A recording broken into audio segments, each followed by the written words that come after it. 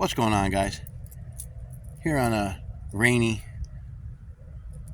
afternoon in South Florida. It just started raining, actually. It just got done, so now it's nice and humid. But there is a little bit of a breeze out.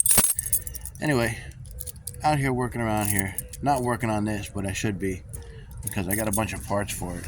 You know, ever since I got this thing, it's made a left-hand turn when I put the brakes on. You know, I rescued this thing out of a field, a nursery in Davie, Florida. It was sitting back there for a few years. So I got all the parts here. Right there's the seat covers for the bottom of the seats. I got those. 2 calipers, 3 hoses for the brakes, master cylinder, and AC Delco pads. I try to get AC Delco whenever I can. So I'll be doing a couple of videos on the brakes on this thing, guys. But this is the daily, so I got to take care of it. Plus, I think I'm going to let the wife start driving it. And ducks swimming in my swale.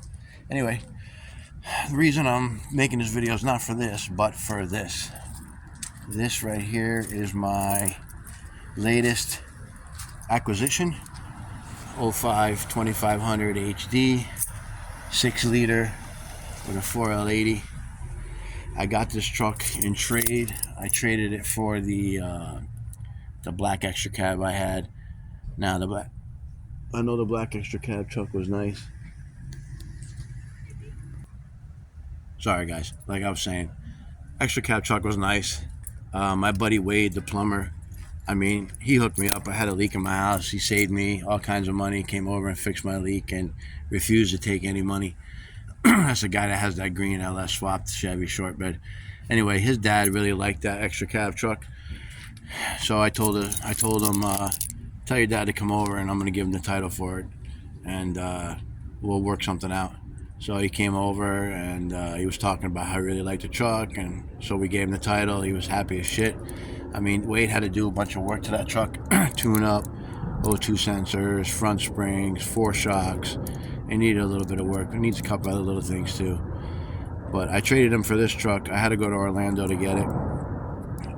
It had a transmission issue. It wouldn't move at all.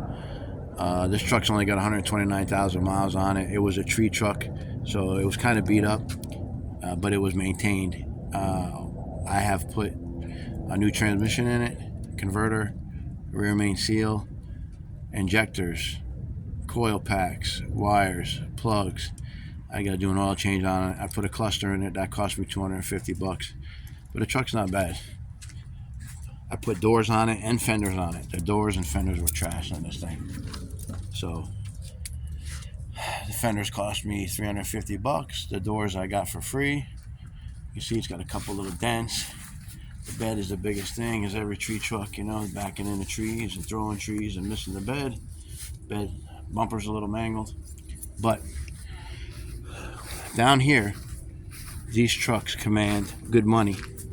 I've seen them clapped out with 250,000 miles on them and beat to shit, and they still get $5,000. So I'm thinking I should be able to get at least that for this.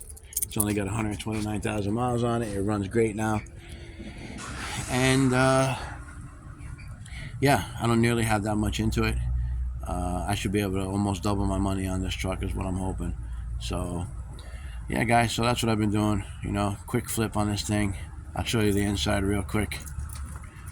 I'll show you how I'm going to do the headliner over. I have all the material to do it, so I'm going to redo the headliner. I'll show you guys how I do that real quick. You see I put the new cluster in. Those HD clusters, because of that tranny temp gauge, the gas ones, man, I guess they're really hard to come by. $250. I was like, god damn. So, but yeah, interior is pretty clean. Passenger seat's got a couple of rips in it. Driver's seat's got a few little tiny rips, but yeah guys, so another video on this truck, getting it running and dialed in. And it's got a massive exhaust leak. They cut one catalytic converter off it, left the other one on, and whoever welded the pipe looked like they did it blindfolded. So it's got a massive exhaust leak that I got to fix. I was just actually talking to Tommy about it. The lawn service guy right there, he's come and asked me about the truck about 3 times now, so it should go pretty quick.